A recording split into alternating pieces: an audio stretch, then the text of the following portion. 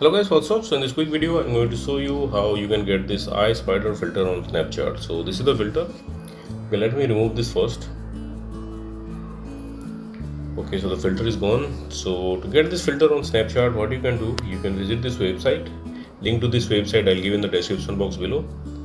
Here on this website you will see the snap code for the filter. If you're browsing this website in your laptop or PC, you can scan the snap code with your Snapchat mobile app.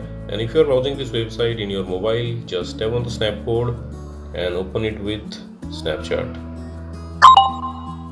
Okay, you will see this pop-up, unlock for 48 hours, tap there.